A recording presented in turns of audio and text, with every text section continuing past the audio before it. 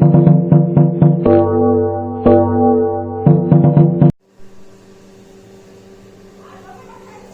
Good morning વિદ્યાર્થી મિત્રો.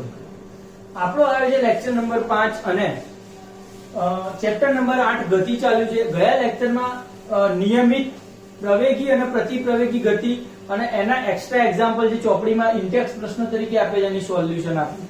એના પછી આજે આપણે ચર્ચા કરવાના છે આલેખ. કયો લેખ? આ લેખ. પડે છે ખબર? ચલો, આ લેખમાં શું ચર્ચા કરશું? તો જે તમે ગણિતમાં ચેપ્ટર નંબર 4 માં ભણ્યા કે 3 માં ભણ્યા, યસ, જે આલેખ તમે ભણ્યા છો, મતલબ કે દ્વિચલ સુરેખ સમીકરણ હોય તો તમે એનો આલેખ દોરી શકો. એક રેખા મળતી હતી. શું મળે? રેખા.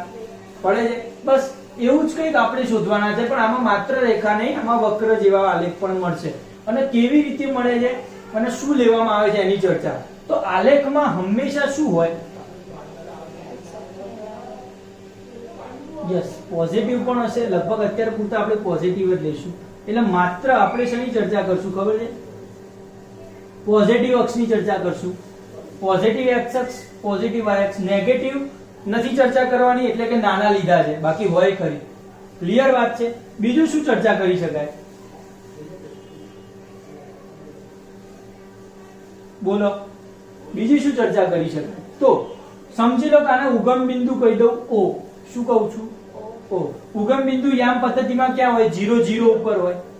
આ સમજો x યામ છે અને આ સમજો y યામ છે.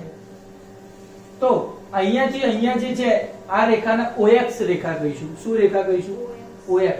અને આને શું કહીશું? OY કહીશું. ક્લિયર વાત છે? અહીંયા આ જે x અક્ષ ઉપર જે છે, x અક્ષ ઉપરના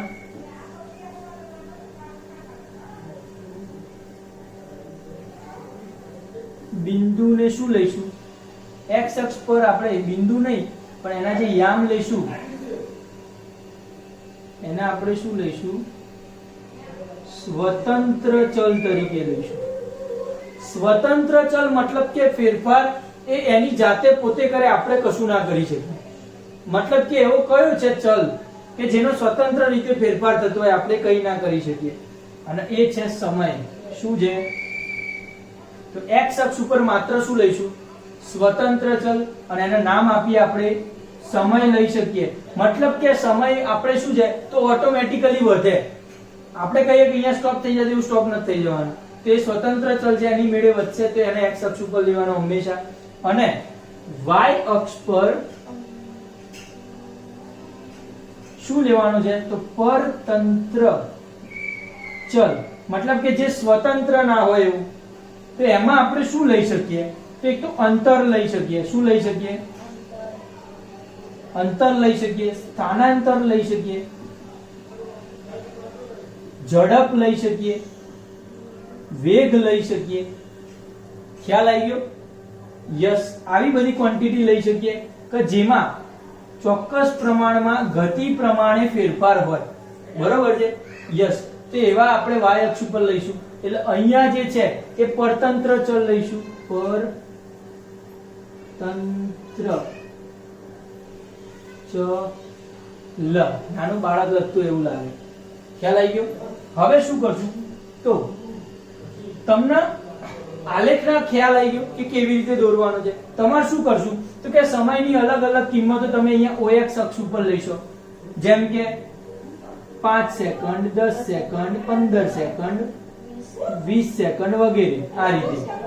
અને જેમ જેમ સમયમાં વધારો થતો હોય એમ, ધારો કે અહીંયા મેં પરતંત્ર ચલ તરીકે લીધું છે. શું લીધું છે? અંતર લીધું હોય કદાચ. તો 5 સેકન્ડ પછી કેટલું અંતર થાય છે, પછી કેટલું, પછી કેટલું, પછી કેટલું, પછી કેટલું. તો એ રીતે તમે કોઈ પણ અહીંયા આલેખ દોરી શકશો. ખ્યાલ આવે છે? અંતરની જગ્યાએ તમે બીજી આમાંથી કોઈ પણ રાશિ જેનો કીધો હોય અથવા જેની જરૂર હોય એ રાશિનો ઉપયોગ કરી અને આપણે કોઈ પણ પ્રકારના આલેખ દોરશું. ખ્યાલ આવે અહીંયા સુધી? હવે આપણે ચર્ચા કરીએ છીએ આના ભૂસી અને એક્ઝેક્ટલી આલેખ દોરીએ. ધારો કે સમજી લો કે મારે અંતર વિરુદ્ધ સમયનો આલેખ દોરવો છે.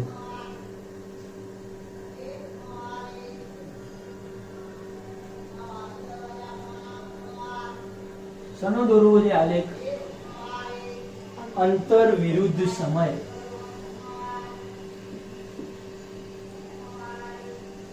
અંતર વિરુદ્ધ સમયનો આલેખ. અને પછી હું તમને કહીશ કે હંમેશ માટે અંતર વિરુદ્ધ સમયનો આલેખ છે એ શું દર્શાવશે. બરોબર છે? તમને હું મુદ્દા છે ને એ લગભગ આવડી જશે. તમે ચોપડીમાંથી કે કોઈ પણ રેફરન્સ બુકમાંથી ઉપયોગ કરી શકશો. એટલે લખાણના ઓછું અને સમજવાનો વધારે પ્રયત્ન કરજો. તો અંતર વિરુદ્ધ સમયનો આલેખ મતલબ કે તમને અંતર અને સમયની મેથડ આપી છે, ક્વોન્ટિટી આ બે આપેલી છે, તો તમે સમજી શકો કે આના આપણે y અક્ષ ઉપર લઈશું, આને x અક્ષ ઉપર લઈશું. બરોબર છે? ચલો ચાલુ કરીએ.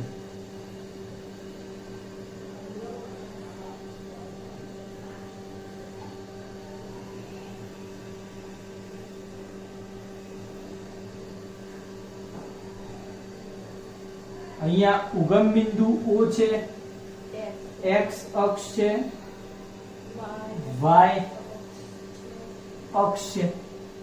બરોબર છે?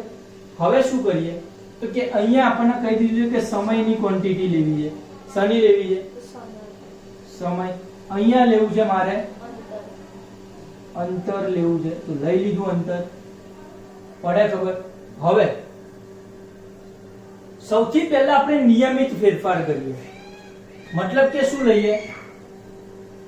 નિયમિત ઝડપ અથવા તો અચળ ઝડપ કહીશું એને. મતલબ કે ઝડપ ખરી, મતલબ કે ઝડપ ખરી પણ કેવી હોવી જોઈએ? નિયમિત અથવા તો અચળ. બંને નિયમિત અને અચળ મેં કીધું એ પ્રમાણે શબ્દો અલગ અલગ, અર્થ એક જ છે. તો આ અચળ ઝડપ એની વ્યાખ્યા, નિયમિત ઝડપની વ્યાખ્યા શું હતી યાદ કરો? સરખા સમયગાળામાં સરખું અંતર. મતલબ કે શું? જુઓ અહીંયા લોજિકલ વાત કરું તો ધારો કે અહીંયા સમય હોય કે જે સેકન્ડમાં માપીએ અને અંતર હોય કે જે મીટરમાં માપીએ. અલગ અલગ વેલ્યુ લઈએ આપણે. ધારો કે 5 સેકન્ડ, પહેલી 5 સેકન્ડ કરીએ ત્યારે અંતર કાપે છે 5 મીટર. પછી બીજી 5 સેકન્ડ લઉં એટલે કુલ થઈ 10 સેકન્ડ, ત્યારે કેટલું અંતર કાપશે? 10 મીટર. પછી 15 સેકન્ડમાં 15 મીટર, 20 સેકન્ડમાં 20 મીટર. સમજી શકો છો? મતલબ કે ચોક્કસ સમયગાળામાં કેટલું એના અંતરમાં કેવું રીતે ચોક્કસ રીતે વધારો થાય છે. તો આના આપણે કેવું કહી શકીએ? નિયમિત ઝડપ વાળો આલેખ છે. બરોબર છે? અંતર વિરુદ્ધ સમય છે. હવે હું જુઓ લઉં.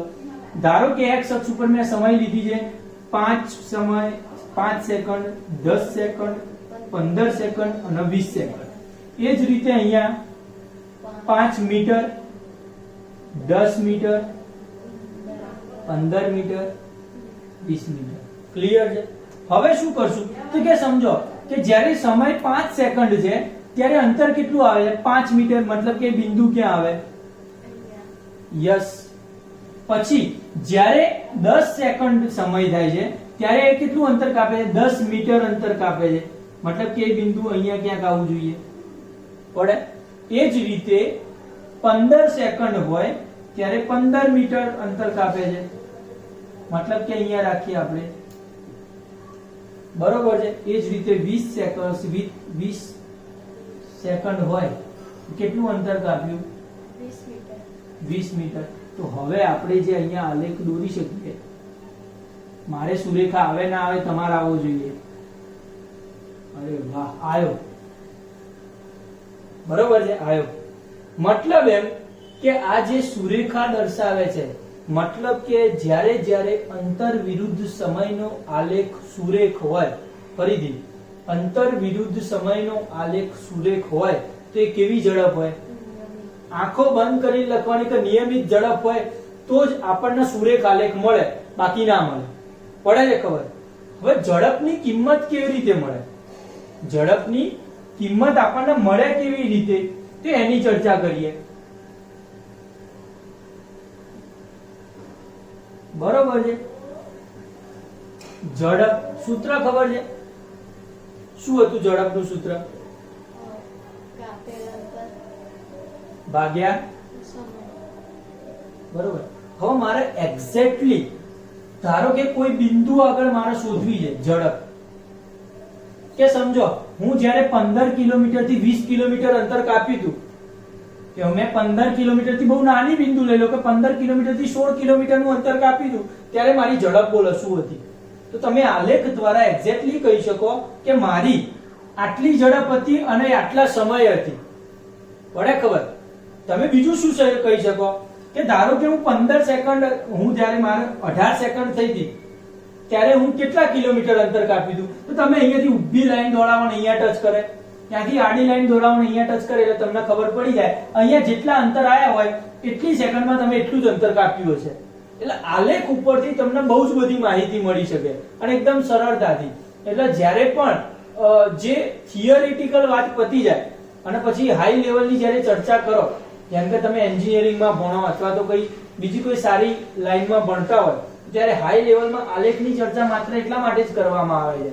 જેમ કે તમે ઘણીવાર શું કરો છો, તો આપણે જે પેલી વન ડે મેચ જોતા હોઈએ ક્રિકેટ, તો એની અંદર પણ કોઈ ચોક્કસ સમયમાં રન રેટ દર્શાવતા હોય કે હવામાન વિભાગનું કોઈ હોય, તો બધામાં આલેખની જ ગણતરી કરે છે.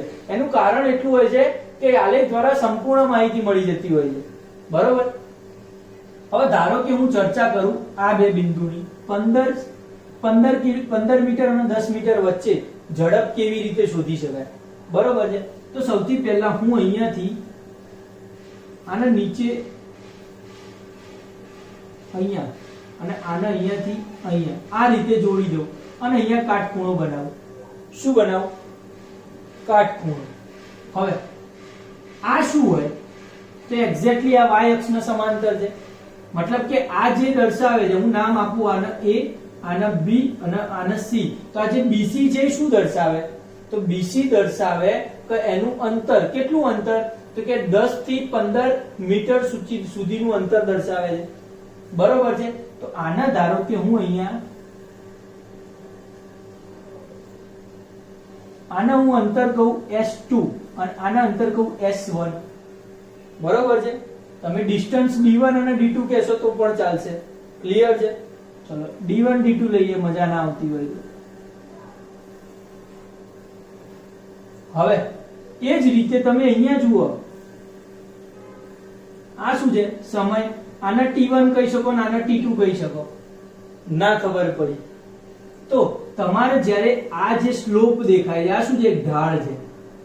શું છે? ઢાળ. અને અહીંયા કાટખૂણો બને છે. મતલબ કે અહીંયાથી અહીંયાનું જે અંતર છે આ y અક્ષના સમાંતર છે. મતલબ કે આ છે એ અંતરની કિંમત આપશે અને આ અંતર જે છે ને આ કેટલું હશે ખબર છે અંતર? તો કે D2 - D1 જેટલું, D2 - D1 જેટલું આ અંતર હશે. અને જે આ અંતર જે તમને દેખાય છે A થી B વચ્ચેનું, આ શું દર્શાવશે? સમય દર્શાવશે આટલી વેલ્યુ. અને સમય કેટલી હશે આટલી વેલ્યુ? T2 - T1 જેટલી. તો તમારે ઝડપ શોધવા માટે તમારે શું જોઈએ છે? અંતર અને સમય. તમને ખબર પડી ગઈ કે BC એટલે અંતર કેટલું દર્શાવે છે? D2 - D1 જેટલું અંતર દર્શાવે છે. અને સમય કેટલો દર્શાવે છે? T2 - T1. તો તમે કોઈ પણ જગ્યાએ આલેખમાં તમને કોઈ પણ બે બિંદુ આપી દીધા હોય અથવા તો તમને આલેખ આપી દીધો હોય અને તમને કોઈ પણ જગ્યાએ કે તમે 11 થી 12 સમય વચ્ચે, આને ઝૂમ કરી દેવાનો આલેખને, અને પછી એમ કે 11 થી 12 સમય વચ્ચે તમે એની ઝડપ શોધો, તો તમે 11 અને 12 સમયની વચ્ચે અહીંયા આલેખ ઉપર આમ બે લાઈન કરો, એના x અક્ષ ઉપર આમ લાઈન કરો, એટલે તમને અહીંયા પણ બે અંતર મળે. અને પછી તમે D2 - D1 અને T2 - T1 કરો તો તમને સીધી ઝડપ મળી જાય. પડે? એટલે તમને દરેક બિંદુ આગળની ઝડપ, તમે આ તો શું શોધ્યું હતું? તો તમને અમુક જ, ધારો કે 5 સેકન્ડે, 10 સેકન્ડે, 15 ને 20 એટલી જ સેકન્ડે તમને અંતરની વેલ્યુ ખબર હતી. અને હવે તમે આલેખની મદદથી દરેક વેલ્યુએ દરેક બિંદુ આગળ તમે ઝડપ શોધી શકશો. તે આલેખનો ફાયદો કહેવાય. પડે? યસ. મતલબ કે આપણું આ જે એક્ઝામ્પલ લીધો છે એના માટે ઝડપ શોધીએ. આના માટે તો કુલ અંતર કેટલું છે? D2 - D1. D2 એટલે કે 15 - 10. શું છે? 15 - T2 - T1 કેટલા છે? 15 - કેટલું આવે? કેટલું આવે? 5 upon આ 1. અહીંયા ધ્યાન રાખજો, મેં બહુ સરળ કિંમતો લીધી હતી એટલે આવું સરળ આવે. બરોબર છે? બાકી અને આવે છે માં ઝડપ. હવે હું તમને અહીંયા નિયમિત ઝડપ છે શું લીધેલી છે આપણે? હવે કોન્સેપ્ટ જુઓ મારો. ધારો કે આ કાટકોણ ત્રિકોણની જગ્યાએ હું અહીંયા કાટકોણ ત્રિકોણ દોર્યું હોય તો આન્સરમાં શું ફરક પડે બોલો? કઈ ફરક ના પડે, કારણ કે આ d2 d1 કેટલો ગેપ છે? 5 નો. અહીંયા t2 t1 આવે એ કેટલો ગેપ છે? 5 નો. તો 5 ભાગ્યા 5 શું આવે? 1. મતલબ કે અહીંયા 5 ના ગેપ માટે નહીં, હું આ બે બિંદુ માટે ધારો કે લઈ લઉં. સમજી લો કે મારા અહીંયા બે બિંદુ છે નજીકના, આને અહીંયા જોડું, આને અહીંયા જોડું.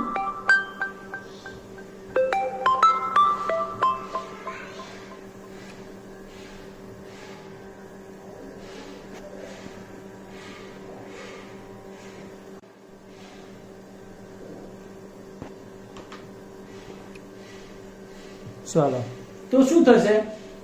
તો કે જુઓ અહીંયા આ બે બિંદુ આગળ મારે શોધવું છે. આને અહીંયા જોડું છું, આને અહીંયા, આને t2 કહું, આને t1 કહું, આને અહીંયા જોડું અને આને અહીંયા. આ બે બિંદુ આગળ જ્યારે આ રીતનો કાટકોણ ત્રિકોણ નાનો દોરું તો અહીંયા જે મને ઝડપ મળશે એ કેટલી મળશે? આમાં કશો ફેરફાર નથી થવાનો. ગમે ત્યાં બિંદુ લો, ગમે એટલા નાના લો, ગમે એટલો મોટો, અહીંયાથી આ બે બિંદુ વચ્ચે અહીંયા દોરું તો આન્સર તો શું આવશે? કારણ શું છે? ઝડપમાં કોઈ ફેર જ નહીં પડવાનો. પડે છે ઝડપમાં કોઈ ફેર નથી પડવાનો, એટલે આપણને નિયમિત, એટલે તમને ખબર પડે છે કે આ બધું શું છે. પડે જ ખબર શું ચાલે, મજા આવી છે. બરોબર, અઘરી વસ્તુ છે આ, એટલે બહુ શાંતિથી સમજાય છે. ના ખબર પડે ફરતી એકવાર વિડીયો જોજો, મજા આવશે. હવે આ જ વસ્તુ આપણે અનિયમિત ઝડપ માટે જોઈએ. જુઓ સૂત્ર લખજો, d2 d1 t2 t1. Yes, કોઈ પણ નિયમિત ઝડપ માટે જે છે અંતર વિરુદ્ધ સમયના આલેખ નિયમિત ઝડપ હોય તો ઝડપ શોધવાનું સૂત્ર આ છે. બરોબર,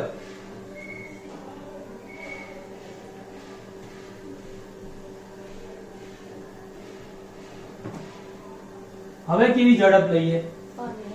લઈ લો અનિયમિત ઝડપ. કેવી હશે? તો કે અહીંયા સમય લઈ લઉં સેકન્ડમાં અને અહીંયા લઈ લઉં અંતર મીટરમાં. ક્લિયર છે? સમય લો અલગ અલગ. જેમ કે હું 5 સેકન્ડ લઉં, શું લઉં? અંતર લઉં નોર્મલ લઉં, ચલો 5 મીટર જ લઉં અત્યારે. પહેલા ધારો કે 10 સેકન્ડ થાય છે ત્યારે શું થઈ જાય? 12 મીટર કરી દો. જ્યારે 15 સેકન્ડ કરું 25 મીટર કરી દો. પડે? જ્યારે 20 સેકન્ડ કરું 50 મીટર કરી દો. પડી ખબર શું થયું? હવે ચોક્કસ સમયગાળામાં ફેરફાર થાય છે. 5 જ સેકન્ડનો ફેરફાર છે, મતલબ કે સમયગાળામાં ચોક્કસ રીતે વધારો, પણ અંતર છે એ યુનિફોર્મલી વધતું નથી. બરોબર છે? અહીંયા 5 12 થાય છે, પછી 25, પછી 50 એવું થઈ જાય છે. ખ્યાલ આવે છે? એટલે યુનિફોર્મલી વધતું નથી. હવે આનો આલેખ જોઈએ. બરોબર, તો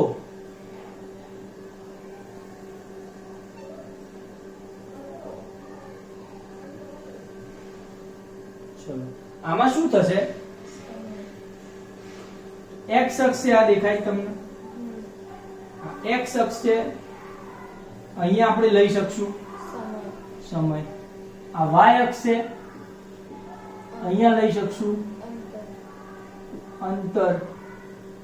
બરોબર છે? હવે ધારો કે મારા સમયમાં ફેરફાર થાય છે 5 સેકન્ડ, 10 સેકન્ડ, 15 સેકન્ડ, 20 સેકન્ડ, અને સમયમાં મારો ફેરફાર થાય છે 5, 10, 15, 20, 50 સુધી જાય છે. મોટો ગેપ લઈએ, 10 રાખશું. 10, 20, 30, 40, 50, 5, 10, 15, 20. તમે x અક્ષ અને y અક્ષ ઉપર પોતપોતાની રીતે અલગ અલગ એકમ લઈ શકો. બરોબર છે? માપ અલગ અલગ લઈ શકો, કોઈ ચિંતા નહીં. હવે ગ્રાફ દોરવાનું સૌથી પહેલા સ્ટાર્ટ કરીએ. 5 સેકન્ડ હોય ત્યારે કેટલો વેગ આવે? 5 મીટર. મતલબ કે અહીંયા બિંદુ હશે વચ્ચોવચ 5 મીટર દર્શાવે છે. બરોબર છે? તો 5 સેકન્ડ કેટલો? 10 કરતા નીચે 5 મીટર. પછી જે 10 સેકન્ડ એ 12 મીટર. 10 સેકન્ડ થાય ત્યારે 12 મીટર એટલે અહીંયા આવે છે 10 + 2 12. પડે.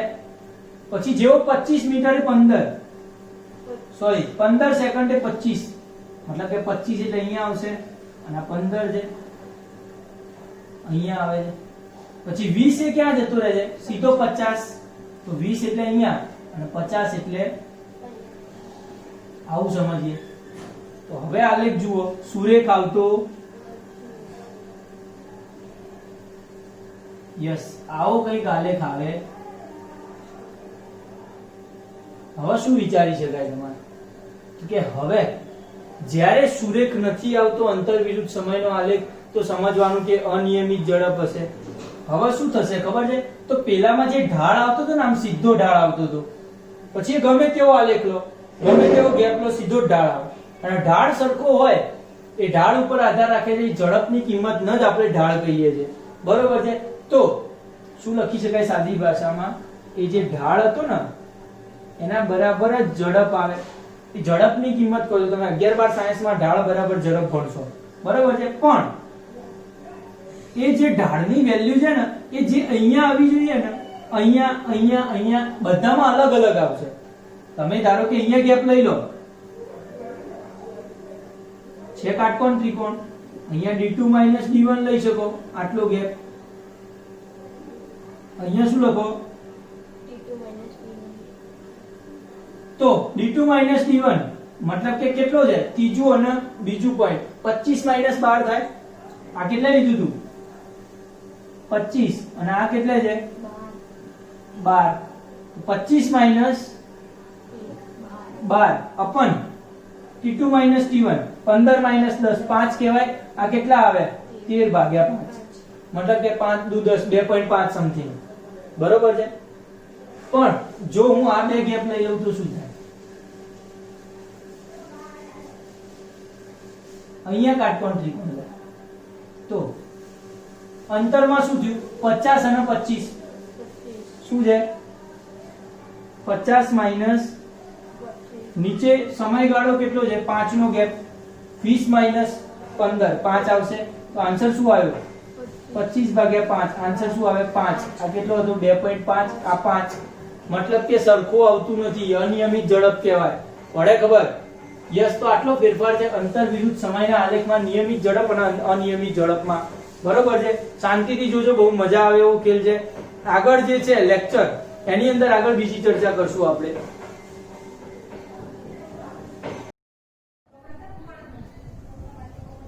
ચલો વિદ્યાર્થી મિત્રો, આપણે અત્યાર સુધી જે છે એ એકમ અંતર વિરુદ્ધ સમયના આલેખ જોયા, બંને પ્રકારના આલેખ જોયા છે.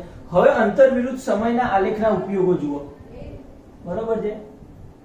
અંતર વિરુદ્ધ સમયના આલેખ ના ઉપયોગો હું માત્ર શોર્ટ ફોર્મમાં લખીશ, તમે એને મુદ્દા પાડી લખી નાખજો, બરોબર છે?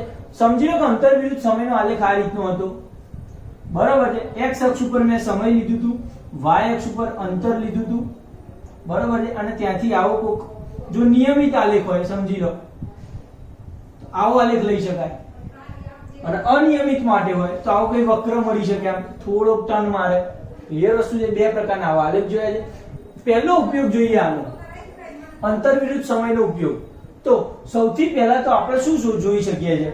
તો કે આલેખ જોઈને આપણને ખબર પડી જાય કે નિયમિત છે કે અનિયમિત ઘટી. તો એ ખાલી પહેલો મુદ્દો શું લખાય કે અંતર વિરુદ્ધ સમયના આલેખથી પદાર્થ નિયમિત ગતિ કરે છે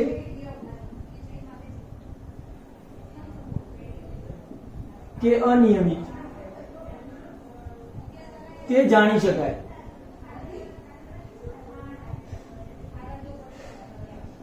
હવે કઈ દો કેવી રીતે ખબર પડે ખબર? યસ. સીધો આલેખ હોય તો કેવું હશે? નિયમિત. અને જો આમ વક્ર વાળો હશે તો કેવું હશે? તો આલેખ જોઈને જ ખબર પડી જશે. તો એ ફાયદો થઈ ગયો પહેલો. બીજો ફાયદો શું છે? તો જો આપણે અંતર વિરુદ્ધ સમયના આલેખ દોર્યો છે, ધારો કે હું એમ કહું અહીંયા 5 સેકન્ડ 10 સેકન્ડ ને 15 સેકન્ડ છે, બરાબર? અને મારે કોઈને એવું કેવું છે કે 15 સેકન્ડ પછી તે કેટલું અંતર કાપ્યું હશે, તો આપણને ખબર પડી જાય. કેવી રીતે? તો 15 સેકન્ડ એટલે આને આમ જોઈન કરવાની અને એને અહીંયા જોઈન કરી દેવાની. સમજી લો 10 મીટર, 5 મીટર, 10 મીટર અને 15 મીટર હોય તો આપણને ખબર પડી જાય કે એક્ઝેક્ટલી 15 મિનિટ પછી, 15 સેકન્ડ પછી એને 15 મીટર કાપીએ. એ રીતે દરેક પોઈન્ટ આગળ, એટલે દરેક સમયે આપણને ખબર પડે કે કેટલું અંતર કાપીએ, એટલે કે કોઈ પણ વસ્તુનું અંતર અથવા તો એનું સ્થાન જાણી શકાય છે. બરાબર છે? તો કે આલેખ પરથી પદાર્થનું સ્થાન એટલે કે અંતર જાણી શકાય છે. ના ખબર પડી. ત્રીજા નંબરનો પોઈન્ટ, મેઇન વસ્તુ શું જોઈ હતી, ખાસ ઇમ્પોર્ટન્ટ ટોપિક એટલે ત્રીજો શું છે, તો કે મને બે સમયની વેલ્યુ ખબર હોય અને અંતરની વેલ્યુ ખબર હોય. બરોબર છે? મતલબ કે કોઈ પણ આલેખ, હવે હું તમને એમ કહું કે ધારો કે 10 સેકન્ડ થી 15 સેકન્ડ સુધીના સમયમાં પદાર્થની ઝડપ કેટલી હતી તો શોધી શકાય. કેવી રીતે? તો કે ધારો કે 10 સેકન્ડ, તો આને t1 t2 લઈ લો. આ 15 સેકન્ડ, અહીંયા શું દોર દેવાનો, કાટકોણ ત્રિકોણ દોરવાનો. આ શું થાય, t1 t2. એ રીતે અહીંયા પણ આને દોરો. આ શું થાય, d1 d2. અને ઝડપ બરાબર શું થાય, અંતરમાં થતો ફેરફાર ભાગ્યા સમયમાં થતો ફેરફાર, d2 - d1 / t2 - t1. તો આપણને શું મળે છે, અંતર આલેખ શું આપે છે આપણને, આ આલેખ. કોણ, કયો આલેખ, તો અંતર વિરુદ્ધ સમયનો આલેખ. બરોબર છે? ઝડપનું મૂલ્ય આપે, અથવા તો સાદી ભાષામાં લખીએ ને તો આલેખનો ઢાળ ઝડપનું મૂલ્ય આપે છે. ધ્યાન રાખજો, કોનું વેલ્યુ આપી, ઝડપ. મતલબ કે આ જે ઢાળ આવ્યો એ શું આવશે, ઝડપની વેલ્યુ આપે. આપણે જોઈ ગયા છે આગળના લેક્ચરમાં. હવે ત્રીજો મુદ્દો ખાસ. અને ચોથો મુદ્દો કે ધારો કે કોઈ પણ બે જણાને આપણે એક જ બિંદુથી દોડાઈએ. ધારો કે એક આમ ગતિ કરે છે, બીજો જે છે ધારો કે અહીંયાથી આમ ગતિ કરતો હોય. બરોબર? 5 સેકન્ડ થી ચાલુ કરે, આ રીતે ગતિ કરતો, અહીંયાથી ચાલુ કરે તો અહીંયા આમ ગતિ, ગમે તે રીતે ગતિ કરતો હોય. તો જ્યારે બે જણાની ગતિ જ્યારે ચેક કરવાની હોય ત્યારે આપણે બંને આલેખની, બંનેની ગતિની આપણે સરખામણી કરી શકીએ. બરાબર છે? તો આલેખ પરથી કોઈ પણ બે પદાર્થોની ઝડપની સરખામણી કરી શકાય. ના ખબર પડી એમની ઝડપની, અને પાછા એ પણ જોઈ શકીએ કે બે બિંદુ એક્ઝેક્ટલી ક્યાં મળશે. બરોબર છે? કેટલા અંતરે મળશે ને કેટલા સમયે મળશે એ પણ ખબર પડે. ખ્યાલ આવ્યો? એટલે એ પણ લખી શકાય કે કેટલા અંતર અને સમયનો ખ્યાલ આવે. બરોબર છે? અને બંને કયા બિંદુએ મળે, બંને કયા બિંદુએ ભેગા થાય તે પણ જાણી શકાય. તો આ થઈ એક અંતર વિરુદ્ધ સમયના આલેખના ઉપયોગો. 4 ઉપયોગો છે. પહેલો ઉપયોગ શું છે, નિયમિત છે કે અનિયમિત એ જાણી શકાય. બીજો ઉપયોગ શું છે, પદાર્થનું સ્થાન નક્કી કરી શકાય કે 15 મિનિટ કે 10 સેકન્ડ છે તો 10 સેકન્ડે પદાર્થ કેટલે પહોંચ્યો હશે, પદાર્થનું સ્થાન નક્કી કરી શકાય. પછી ઢાળનું મૂલ્ય એ ઝડપની વેલ્યુ આપે. ઢાળ જે છે શું આપશે, ઝડપ આપે છે. અને કોઈ પણ બે પદાર્થની ગતિની સરખામણી કરવી હોય ત્યારે આપણને અંતર વિરુદ્ધ સમયનો આલેખ કામ આવે. ના ખબર પડી. હવે 4 મુદ્દા કમ્પ્લીટ. ચલો એના પછી વેગ વિરુદ્ધ સમયના આલેખ જોઈએ આપણે.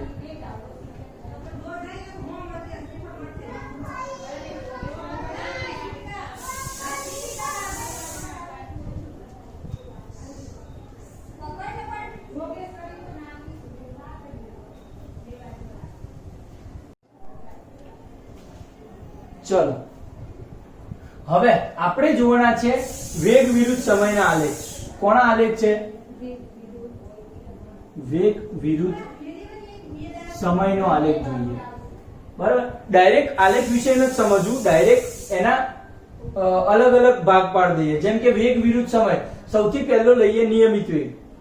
બરાબર છે? કેવી રીતે નિયમિત વેગ કેવો હશે, કોણ કહેશે? નિયમિત વેગથી શું ખબર પડે તમને? ચલો બોલવા માંડો. નિયમિત વેગ કેવો હતો? તો ચોક્કસ સમયગાળામાં એક સરખું ચોક્કસ અંતર જ કાપે. બરોબર છે? એના આપણે શું કહેતા હતા, નિયમિત વેગ કહેતા હતા. તેનો સમય વિરુદ્ધનો આલેખ કેવો દોરી શકાય તો એની વાત એમ કરીએ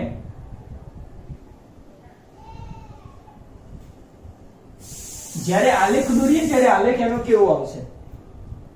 સમજી લો અહીંયા તો સ્વતંત્ર ચલ આવશે અને એનું નામ હશે, અહીંયા શું આવશે? વેગ આવશે. પણ અહીંયા સુધી ખબર, આ છે ઉગમ બિંદુ O, O એ છે એને x અક્ષ કહીએ, x અક્ષ, અને આના કહીએ OB ને y અક્ષ. પડી ગઈ ખબર અહીંયા સુધી? હવે નિયમિત વેગ મતલબ શું? તો ખાલી સાદી ભાષામાં લખું કે સમય સાથે વેગ અચળ જળવાઈ રહે,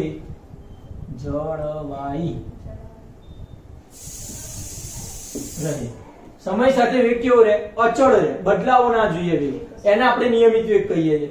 તો એનો મતલબ કે હું લઈ લઉં 5 second, 10 second, 15 second, 20 second. Clear? અહીંયા શું આવશે વેગ? 5, 10, 15, 20. વેગ શેમાં હશે? ms મહેન્દ્રસિંહ ધોનીમાં હશે, મીટર પર સેકન્ડ. હવે ધારો કે હું કહું કે જેમ 5 સેકન્ડ થાય છે એમ એનો વેગ આવે છે 15 મીટર પર સેકન્ડ. એક વખત 15 મીટર પર સેકન્ડ વેગ આવ્યો પછી નિયમિત ગતિ કરતા હોઈએ તો એનો વેગ કેટલો થાય?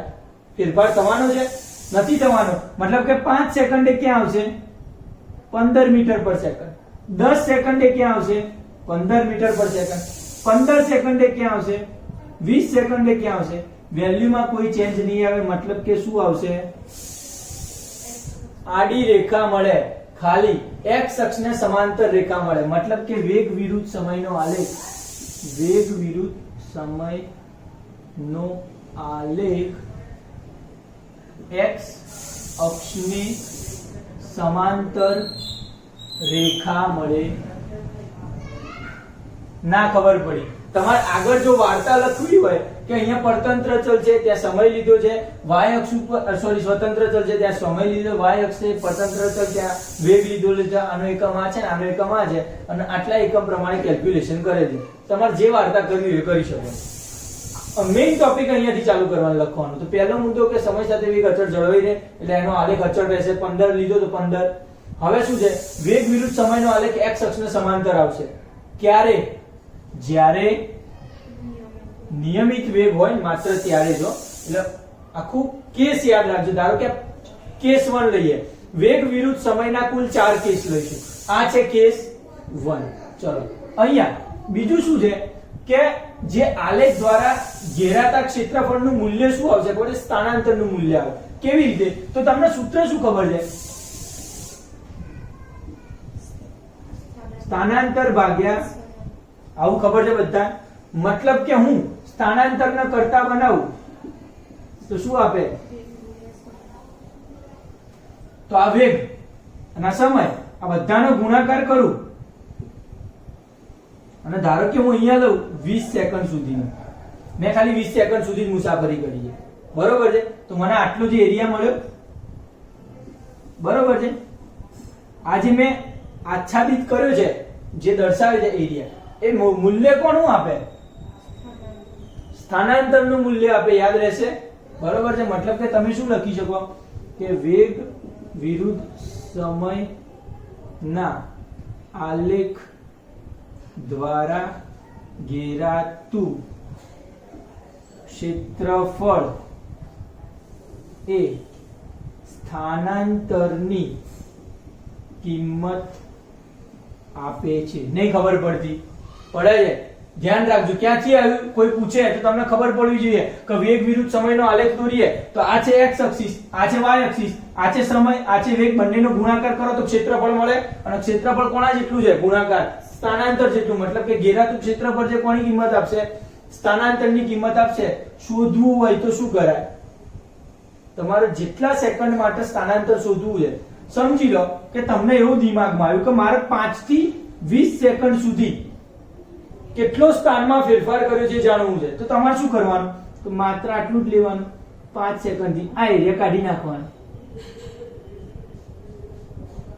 પડે છે ખબર? તો તમને શું મળે 5 સેકન્ડ થી લઈને 20 સેકન્ડ સુધી પદાર્થે સ્થાનમાં કેટલો ફેરફાર કર્યો એ ખબર પડી જાય. તમને ખબર છે નિયમિત ગતિ છે એટલે વેગ કેટલો લેવાનો 15. તો આ જે એરિયા મળશે એ કેટલો મળશે સ્થાનાંતર છે. તો શોધવું છે સ્થાનાંતર. કેવી રીતે શોધાય તો કે સ્થાનાંતર બરાબર ઘેરાતું ક્ષેત્રફળ. કેટલું થાય ઘેરાતું ક્ષેત્રફળ? લંબાઈ ગુણ્યા પહોળાઈ. લંબાઈ કેટલી છે નામ આપી દઉં AB ગુણ્યા BC લખાય. કેટલું લખાય AB ગુણ્યા કેટલું થાય શું લાગે છે કેટલું થાય? સાદી ભાષામાં એમ કહું તો વાસ્તવમાં શું છે AB શું દર્શાવે? સમયનો ગેપ દર્શાવે. આને T2 કહું અને આને T1 કહું. AB શું દર્શાવે છે? સમયનો ગેપ. મતલબ કે T2 T1 જેટલું અંતર કહેવાય. AB ની લંબાઈ કેટલી હશે? T2 T1 જેટલી ગુણ્યા BC શું દર્શાવે? વેગનું મૂલ્ય દર્શાવે છે. વેગમાં તો ફેરફાર કેટલું છે 0 થી 15. એવરેજ અચળ જળવાઈ રહે છે 15. તો સીધી ભાષામાં કહું તો સમય ગુણ્યા વેગ છે સ્થાનાંતર છે. સમય T2 T1 લઉં અને વેગ કેટલો આપે છે 15 લઈ લઉં તો મને જે મળે એ શું મળે સ્થાનાંતર. જો તમારે અહીંયા વેલ્યુ ચેન્જ કરવી હોય ધારો કે તમારે બે આટલા 5 થી 10 સેકન્ડ માટે સ્થાનાંતર શોધવું છે તો તમારે આ T2 કેટલું લેવાનું 10 અને T1 કેટલું લેવાનું 5. તમે આ કેસ માટે શોધ્યું છે તો આ કેસ માટે આપણે વેલ્યુ જ મૂકી દઈએ હમણાં. આ કેસ માટે કેટલું થાય તો કે T2 T1. T2 કેટલા છે 20 5. તો સ્થાનાંતર બરાબર 20 અને ગુણાકારમાં કેટલા આવે તો 15 225. શેમાં લીધું તું મીટરમાં? મીટર આવ્યું આપણું શું આવ્યું સ્થાનાંતર. સ્થાનમાં આટલો ફેરફાર થાય છે. ક્લિયર વાત છે? આવું મીટરમાં લઈ લેવાનું. ના ખબર પડી તો આ થઈ ગયો કેસ પહેલો નિયમિત વેગ. આલેખ કેવો આવે? એક સુરેખા x અક્ષના સમાંતર. જ્યારે વેગ વિરુદ્ધ સમયનો આલેખ દોરવામાં આવે તો એના દ્વારા જે ઘેરાતું ક્ષેત્રફળ હોય તમારે જેટલું ઘેરવું હોય એટલું જેટલા ટાઈમિંગ માટે લેવું હોય એટલું તો ઘેરાતું ક્ષેત્રફળ મૂલ્ય આપે. સ્થાનાંતરનું કેવી રીતે શોધ્યું એ તમને શોધતા આવડી ગયું. ના ખબર પડી કમ્પ્લીટ બેઠું મગજમાં. આગળનો જોઈએ ફરીથી વેગ વિરુદ્ધ સમયનો આલેખ. આલેખમાં ચેન્જીસ કરી અને પ્રવેગી ગતિ લઈ લઈએ. આ તો કેવી છે નિયમિત ગતિ લીધી છે. કેવી ગતિ લીધી? નિયમિત ગતિ. મતલબ કે વેગમાં ફેરફાર નતો થતો. હવે લઈએ પ્રવેગી. મતલબ કે વેગમાં શું ફેરફાર થશે? વેગમાં શું ફેરફાર થશે એવું કહી શકાય. વેગ ક્રમશઃ શું થશે વધશે. એને પ્રવેગી ગતિ કહેવાય. અને ફરીથી બીજો કેસ લઈશું પ્રતિપ્રવેગીનો. તેમાં વેગમાં ક્રમશઃ ઘટાડો કરશું. પડે છે?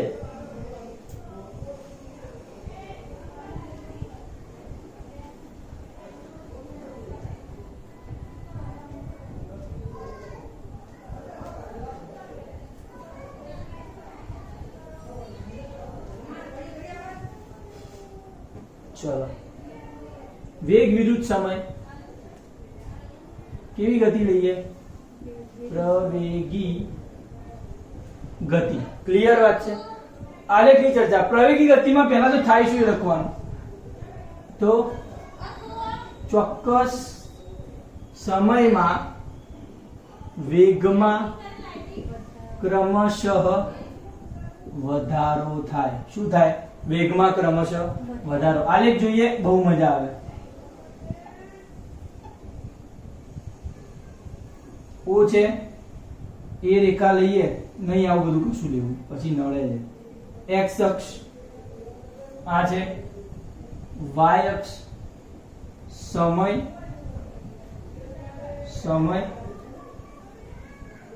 વેગ. વેગ વિરુદ્ધ સમયનો આલેખ તૈયાર છે. વેગમાં ક્રમશઃ વધારો થશે મતલબ શું થશે વિચારો. જેમ કે કોઈ પદાર્થ 0 સમયે જ્યારે સ્ટાર્ટિંગ કરે ત્યારે એનો વેગ કેટલો હોય?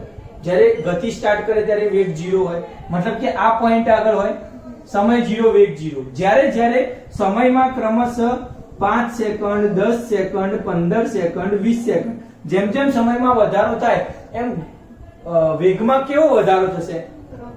યસ. મતલબ કે આ રીતનો ગ્રાફ આવવો જોઈએ. પડે છે ખબર શું થઈ રહ્યું છે? આવો કંઈક ગ્રાફ આવવો જોઈએ.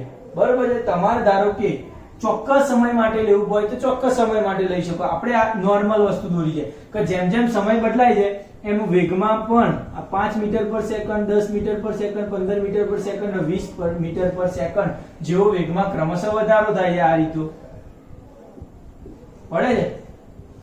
હવે આ તો થઈ ગયું, મતલબ કે જ્યારે વેગ વિરુદ્ધ સમયનો આલેખ હોય પ્રવેગી ગતિ માટે તો આલેખ કેવો આવે? વેગ વિરુદ્ધ સમયમાં પ્રવેગી ગતિ માટે ના આલેખમાં સમય સાથે વેગમાં ક્રમશઃ વધતો સુરેખા આલેખ મળે. ના ખબર પડી? પડે છે. ચલો હવે શું કરશું? તો આ તો વધતો આલેખ મળી ગયો આપણને, પણ ફરીથી એ જ કોન્સેપ્ટ. આમાં સ્થાનાંતર શોધવું હોય તો બહુ મજા આવે. આમાં પણ આપણે સ્થાનાંતર શોધી શકીએ. સમજી લો કે મારે અહીંયા લઈ લઉં 10 સેકન્ડ. કેટલું લઉં? 10 સેકન્ડ અને 20 સેકન્ડ. આને નામ આપું T1 T2. બરોબર છે. તો આ બંને સમય માટે મારે જ્યારે 10 થી 20 સેકન્ડ માટે પદાર્થે કેટલું સ્થાનાંતર કર્યું છે એ પણ શોધી શકું. એ રીતે તમે અલગ અલગ સમય માટે તમારી રીતે શોધી શકશો. મતલબ કે આ જે ઘેરાતું જે ક્ષેત્રફળ હશે ને, બરોબર છે, આ ઘેરાતા ક્ષેત્રફળ દ્વારા આપણને શું મળશે? સ્થાનાંતરનું મૂલ્ય આપશે. ફરીથી એ જ વાર્તા લખી શકાય કે સ્થાનાંતર બરાબર વેગ ગુણ્યા સમય. મતલબ કે આલેખ દ્વારા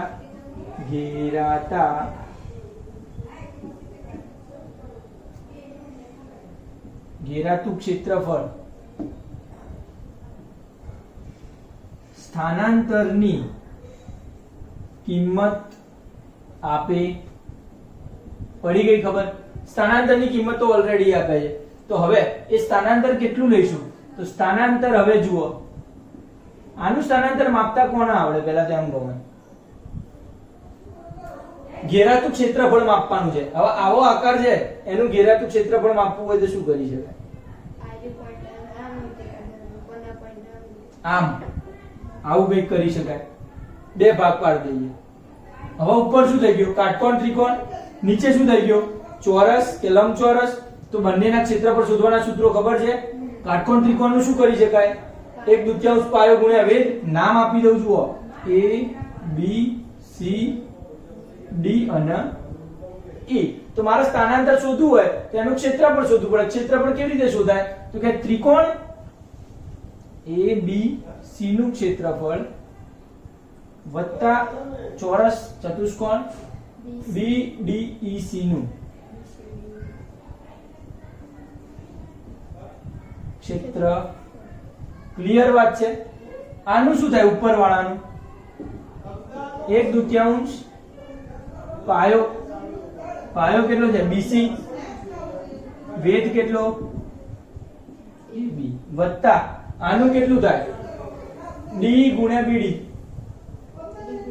DE ગુણ્યા આટલી આપણને વેલ્યુ મળે તો સ્થાનાંતર મળે. કેવી રીતે કરશું? તો ઓલરેડી અહીંયા 1/2 એમના એમ રાખો. BC એટલે કેટલું થશે? T2 T1. 10 બસ ભૂલી જઈએ, આપણે સૂત્ર જ ખાલી તારવીએ. શું છે? T2 T1. AB ની વેલ્યુ શું આવશે? A થી B શું આવશે? તો અહીંયા લેવું પડશે તમારે, અહીંયા પણ લેવું પડશે. આને લઉં D1, આને લઉં D2 અને આને લઉં પડે તો શું આવશે? AB ની વેલ્યુ D2 D1 અથવા D1 D2 વત્તા DE નું ક્ષેત્રફળ કેટલું થાય? DE આ ફરીથી T2 T1 અને BD નું કેટલું થાય? D2 કેસ પૂરો. હવે તમને કોઈ પણ વેલ્યુ આપી હોય તમે આનું ક્ષેત્રફળ તમારી રીતે શોધી શકશો. બરોબર છે? મતલબ કે આવો જ આલેખ મળશે એટલે તમારે બે ભાગ પાડવાના થાય, એક ત્રિકોણનો એક ચતુષ્કોણનો, અને પછી એનું ક્ષેત્રફળ શોધવાનું. એ તમને સ્થાનાંતરની વેલ્યુ આપે. યાદ શું રાખવાનું આટલા ગ્રાફમાં? તો યાદ એટલું જ રાખવાનું કે જ્યારે પ્રવેગી ગતિ કરતો હોય ત્યારે કેન્દ્રથી શરૂ કરી અને એકદમ ચડતો ગ્રાફ મળે સુરેખા. કેવો? તો એક તો કે ચોક્કસ સમયમાં વેગમાં ક્રમશઃ વધારો થતો હોય તો પ્રવેગી ગતિ માટે સમય વિરુદ્ધ વેગમાં ક્રમશઃ વધતો સુરેખા ગ્રાફ મળે અને એના સ્થાનાંતરનું વેલ્યુ છે એ વેગ વિરુદ્ધ સમયની કિંમત આપે. મતલબ કે વેગ વિરુદ્ધ સમયનો વેગ ગુણ્યા સમય. આલેખ દ્વારા ઘેરાતું ક્ષેત્રફળ છે એ આ રીતની કિંમત આપશે તમને. ક્લિયર વાત છે? ફાવશે? તો આ રીતે તમે સ્થાનાંતર એમાં પણ શોધી શકો. આ થઈ ગઈ વાત પ્રવેગી ગતિ. પ્રતિપ્રવેગી હોય તો આલેખ શું આવે વિચારો? યસ, ઘટતો ગ્રાફ આવશે.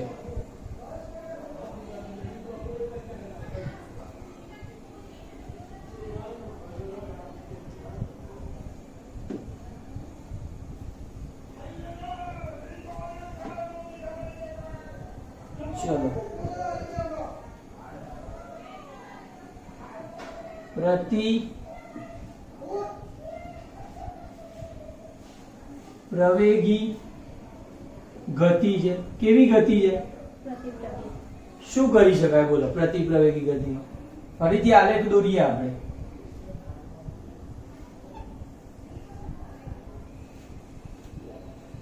x અક્ષ, y અક્ષ, ઉગમ બિંદુ. પ્રતિપ્રવેગી ગતિ માટે કેવું લઈશું? તો જેમ જેમ સૌથી પહેલા એનો વેગ કેટલો હોય? હાઈ લેવલનો વેગ હોય. જેમ કે તમે ઉછાળો છો તો પ્રારંભિક વેગ કેટલો હોય? જેટલો તમે આપ્યો છે વેગ એટલો, અને પછી અંતિમ વેગ કેવો થઈ જશે? 0. મતલબ કે સૌથી પહેલા ધારો કે વેગ અહીંયા લઈએ અને સમય આવો લઈએ. આ છે 5, 10, 15 અને 20. 5, 10, 15 અને ધારો કે 15 સેકન્ડ થી ચાલુ કરું. સૌથી પહેલા મેં ઉછાળ્યો ઉપર. પ્રારંભિક વેગ કેટલો હતો? 0 સમય 15 મીટર પર સેકન્ડ. પછી શું થાય? તો જેમ જેમ ઉપર જશે એમ ગુરુત્વાકર્ષણ બળ નીચે લાગે એટલે એનું વેગનું મૂલ્ય શું થાય? ઘટતું જાય. જેમ જેમ સમય વધે એમ વેગ કેવો થાય? ઘટે. તો જેમ જેમ સમય જાય ધારો કે 5 તો શું આવી જશે? તો કે અહીંયા થોડોક 12 જેવો મળશે. એ રીતે આમ ઘટતો ઘટતો ઘટતો આલેખ આવો આલેખ મળશે. પડે. અને છેલ્લે વેગ કેવો થઈ જશે? ઉપર જે પહોંચી જશે અટકી જશે, 0 થઈ જશે, પછી નીચે આવવાની શરૂઆત કરે. નહીં ખબર પડતી? પડે છે? મતલબ કે પ્રતિપ્રવેગી ગતિ માટેનો આલેખ છે એ કેવો આવે? કે પ્રતિપ્રવેગી ગતિ એટલે કેવી? તો સમય સાથે વેગમાં ક્રમશઃ ઘટાડો. પડી ખબર? મતલબ એમ કે વેગ વિરુદ્ધ સમયનો પ્રતિપ્રવેગી ગતિ માટેનો આલેખ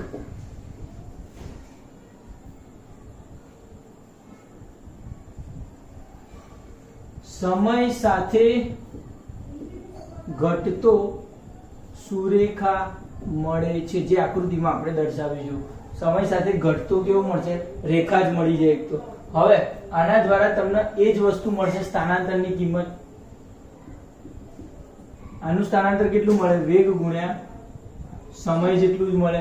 મતલબ કે આલેખ દ્વારા એ જ વાર્તા લખવાની છે. હું નથી લખતો, તમે જાતે લખજો કે વેગ વિરુદ્ધ સમયના આલેખ દ્વારા ઘેરાતા ક્ષેત્રફળનું મૂલ્ય જે છે એ સ્થાનાંતરની કિંમત આપે છે. એરિયા કેવી રીતે શોધાય સ્થાનાંતરનો? તો ધારો કે તમારે આ બે માટે શોધવું છે 5 અને તો તમે આનો એરિયા શોધી શકો. આના માડી લાઈન દ્વારા જોડી દો તો આ થઈ ગયું ત્રિકોણ, આ થઈ ગયું લંબચોરસ, અને બંનેનું ક્ષેત્રફળ શોધતા તમને આવડે છે. મતલબ કે તમે જાતે લખી નાખશો. ના ખબર પડી આને નામ આપી દેવાનું A B C D E. પડે ખબર? બંનેના શું કહેવાય? ક્ષેત્રફળનો સરવાળો એટલે કુલ સ્થાનાંતરની કિંમત આપે. કયા સમય માટે? તો કે 5 થી 15 માટે. એ રીતે તમે અલગ અલગ લઈ શકો. ખ્યાલ આવી ગયો શું કરવાનું છે? તો યસ, આ થઈ ગયો પ્રતિપ્રવેગી ગતિ માટે વેગ વિરુદ્ધ સમયનો આલેખ. ફાવશે જાતે? યસ. આ વાર્તા લખવી પડશે તમારે. બરોબર? બધું સાહેબ થોડી તૈયાર કરીને આપે. ચલો યસ, એટલે એના જેવું સેમ ટુ સેમ લખવાનું તમારે, કોઈ ફેરફાર વગર. બરોબર છે? ઉતારો કરી દેશો તોય ચાલશે. ચલો ખાલી આલેખ યાદ રાખજો કે પ્રવેગી ગતિ માટે કેવો આલેખ? ચડતો, ઉતરતો, એવું બધું તમને યાદ આવવું જોઈએ તરત જ કોઈ પૂછે. હવે અનિયમિત વેગ જુઓ, કેવો? યસ, અનિયમિત વેગ વિરુદ્ધ સમયનો આલેખ પણ અનિયમિત ગતિ માટે, મતલબ કે કેવું હશે? તો સમયની સાથે વેગ છે એ અચળ જળવાઈ રહેશે નહીં, ક્રમશઃ વધતોય નહીં હોય કે ક્રમશઃ ઘટતોય નહીં હોય, પડે તો હશે કેવો? વિચારી શકો તમે કોઈ?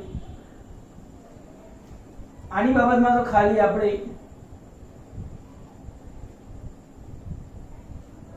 અહીંયા સમય હોય, અહીંયા વેગ હોય, વેગ વિરુદ્ધ સમયના આલેખમાં અનિયમિત ગતિ છે, મતલબ કે સમજી શકો તમે કે ધારો કે કદાચ ચાલુ કર્યું 0 થી, આને બરાબર છે, 0 સમયથી ચાલુ કરે છે, જેમ જેમ સેકન્ડમાં વધારો થાય છે, જેમ જેમ સમયમાં વધારો થાય છે એમ એમ એના આલેખમાં શું ફેરફાર થશે? તો જુઓ, ધારો કે 5, ધારો કે અહીંયા સુધી સીધો વધે છે, 5 થી 10 આટલે સુધી, ચલો એવું રાખીએ, 10 સેકન્ડ પછી શું થાય છે? એના વેગમાં ઘટાડો થાય છે, પાછો 15 સેકન્ડ પછી એના વેગમાં શું થાય? પછી ફરીથી ઘટાડો, આવી રીતનો ગ્રાફ આવે, પડે છે ખબર? યસ, તો આના કેવી ગતિ કહીશું આપણે? અનિયમિત, મતલબ કે નથી વધતો, નથી ઘટતો કે નથી કોન્સ્ટન્ટ રહેતો, ત્રણેય કરતા સાવ અલગ છે, તો આને આપણે કહીશું વેગ વિરુદ્ધ સમયનો અનિયમિત ગ્રાફ, બરોબર છે? મતલબ કે આપણે શું લખી શું શકીએ? તો કે વેગ વિરુદ્ધ સમય અનિયમિત ગતિ માટે પહેલા માહિતી લખવું હોય તો શું લખાય? મતલબ કે સમય સાથે પદાર્થનો વેગ બદલાતો રહે છે, અને તેથી આકૃતિમાં દર્શાવ્યા પ્રમાણે અથવા તો આલેખમાં દર્શાવ્યા પ્રમાણે 10 મિનિટ સુધી 10 સેકન્ડ સુધી ક્રમશઃ વેગ વધે છે, આલેખ પ્રમાણે 10 સેકન્ડ સુધી વેગ ક્રમશઃ વધે છે, પછી 10 થી 15 સેકન્ડ માટે વેગ ઘટે છે, હજી 15 થી 20 માટે ક્રમશઃ શું થાય છે? વધે છે. બસ એ રીતે તમારે વાર્તા લખવાની, ફાવે? તમે બધા માસ્ટર છો વાર્તાઓમાં, ચલો નિબંધ લખવાનો છે, ગુજરાતીમાં લખતા હતા ને એ પ્રમાણે, મતલબ કે એ તમારે જાતે લખવાનું, એવું તમને આવડશે, હું સમજણ આપીશ. પછી બીજું શું લખવાનું કે વેગ વિરુદ્ધ સમયનો આલેખ અનિયમિત ગતિ માટે સુરેખા હોતો, કારણ કે વેગ બદલાયા કરે. ફાવશે? થોડીક વાર્તા લખી અને આવી વેલ્યુ તમે લખી શકો છો. હવે એક કામ કરીએ આપણે, આ તો થઈ ગયું વેલ્યુ. તમારો આની અંદર તમે શું શોધી શકો બીજું? બરોબર છે, તો આટલા તમે ગ્રાફ જોયા વેગ વિરુદ્ધ સમયના, એની અંદર તમને શું મળે ખબર છે? પ્રવેગ મળે. શું મળે? તો એ મેઇન વસ્તુ આપણે જોઈએ કે વેગ વિરુદ્ધ સમયનો આલેખ શની કિંમત આવે છે? પ્રવેગની કિંમત, આલેખનો ઢાળ.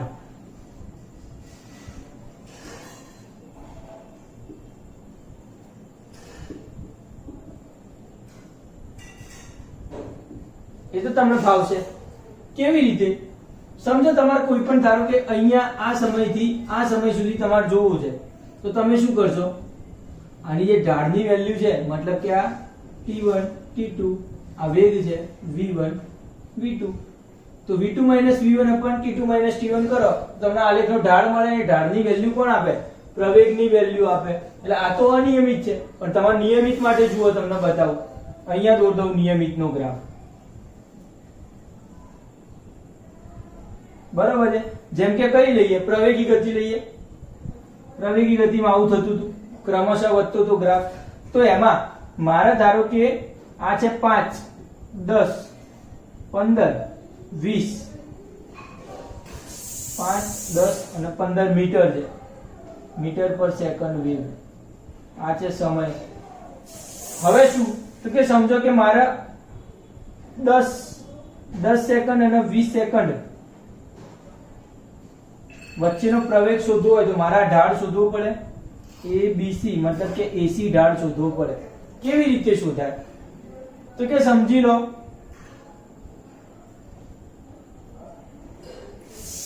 આ થોડું સેટ કરી દેજો. આને ધારો કે અંતિમ વેગ v કહી દઉં, આને પ્રારંભિક વેગ u કહું, આના અંતિમ સમય t2 કહું, આના પ્રારંભિક સમય t1 કહું. તો પ્રવેગની વેલ્યુ કોણ આપે? તો પ્રવેગ, સૂત્ર બોલો જલ્દી. પ્રવેગ બરાબર એકમ સમયમાં પદાર્થના વેગમાં થતો ફેરફાર એટલે પ્રવેગ. બરોબર છે? મતલબ કે વેગનો ફેરફાર ભાગ્યા સમયનો ફેરફાર. વેગનો ફેરફાર કેટલો છે? v માઈનસ u, અંતિમ વેગ માઈનસ, અને સમયનો ફેરફાર કેટલો છે? t2 minus. પડે તો પ્રવેગનું સૂત્ર તમને મળી ગયું, v minus u upon t2 minus t1. તમારે કરવાનું શું તો કે તમે જે પ્રવેગી ગતિ અને પ્રતિપ્રવેગી ગતિ જોઈ, બે ગતિ જોઈ ને વચ્ચે, બીજો અને ત્રીજો આલેખ તમે જોયો. પ્રવેગી ગતિ એટલે કે આ, પ્રતિપ્રવેગી એટલે આમ નીચે ઉતરતો, તો બંનેમાં તમારે આટલી વેલ્યુ લખવાની છે. અહીંયાથી નીચેનું આટલું વધારાનું ઉમેરી દેજો, બધામાં સૂત્રો ઉમેરી દેવાના, v minus u upon t2 minus t1. મતલબ કે તમને શું સમજ પડી કે વેગ વિરુદ્ધ સમયનો આલેખ આપણને શું શું આપે છે? તો એક તો પ્રવેગ, આપણે એના ઉપયોગો જોઈએ તો મજા આવશે. પ્રવેગની કિંમત આપે છે. ક્લિયર વાત છે? ચલો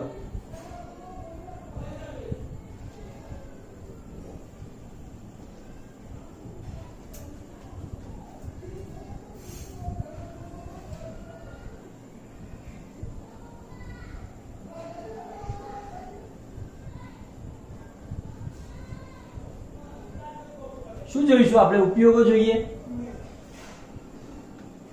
વિચારો શું આવશે તમને? કઈ દિમાગમાં આવે છે?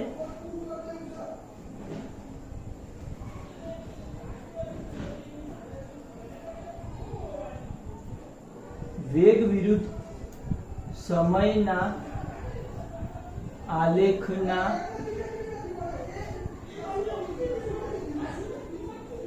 ઉપયોગો જોઈએ. કેસ નંબર 1, વેગ વિરુદ્ધ સમયના આલેખનો ઉપયોગ. પહેલા તો તમને ગ્રાફ જોઈને કઈ ખબર પડે? તમને બે વસ્તુ, એક નિયમિત અને અનિયમિત. નિયમિતમાં કઈ કઈ વસ્તુ આવે? ખાલી એક જ પહેલો ગ્રાફ કે જે અચળ વેગ જળવાઈ રહે. સમયની સાથે વેગ કેવો જળવાઈ રહે? અચળ. મતલબ કે પહેલો વેગ ગ્રાફ જે x અક્ષને સમાંતર રેખા મળતી હતી, તો તમને x અક્ષને સમાંતર રેખા હોય તો ખબર પડી જાય કે નિયમિત વેગ છે. અને જો ઝિગઝેગ હોય આમ ઉપર નીચે ચોથો ગ્રાફ, તો તમને ખબર પડી જાય કે અનિયમિત છે. એટલે કે વેગ વિરુદ્ધ સમયના આલેખ પરથી શેની કિંમત મળશે? યસ, ગતિ નિયમિત છે કે અનિયમિત તે જાણી શકાય છે.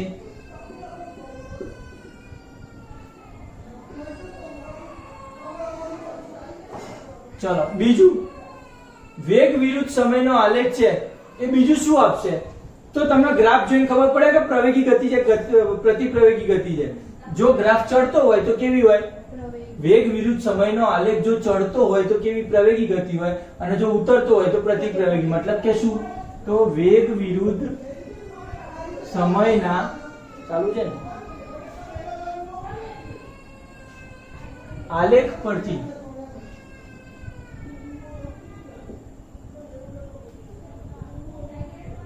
ગતિ પ્રવેગી છે કે પ્રતિપ્રવેગી તે જાણી શકાય છે.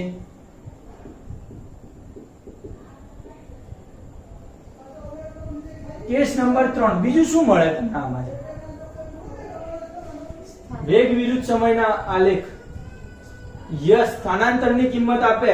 મતલબ કે વેગ વિરુદ્ધ સમયના આલેખ દ્વારા ઘેરાતું ક્ષેત્રફળ સ્થાનાંતર અથવા તો અંતર સુરેખ પથ પર ગતિ કરતું હોય એટલે સ્થાનાંતર અને અંતર કેવા હોય? સમાન. અને બધા ગ્રાફ છે આપણે ક્યાં કરશું? સુરેખ વેગ પર સુરેખ ગતિ હોય એના જ ચર્ચા કરીએ છીએ આપણે, બરોબર છે? સુરેખ પથ પર ગતિ કરતી હોય એવા જ પદાર્થના, તો એવા પદાર્થ માટે વેગ વિરુદ્ધ સમયના આલેખ દ્વારા ક્ષેત્રફળ સ્થાનાંતર અને સુરેખ પથ હોય તો સ્થાનાંતર અને અંતર સરખું થાય, મતલબ કે અંતરની કિંમત આપે પછી શું ખબર પડે? ચોથામાં શું પડશે વિચારો? આલેખનો ઢાળ શેની કિંમત આપે? જલ્દી. આલેખનો ઢાળ પ્રવેગની કિંમત આપે. શેની કિંમત આપે છે? યસ, વેગ વિરુદ્ધ સમયના આલેખનો ઢાળ પ્રવેગની કિંમત આપશે. ના ખબર પડી, મુદ્દા રહેશે 4 4 યાર. મસ્ત છે, કમ્પ્લીટ સમજ પડી શું થાય. તો બસ આજના લેક્ચરમાં આટલું જ રાખીએ. આવતા લેક્ચરમાં બીજી ચર્ચા કરશું આપણે.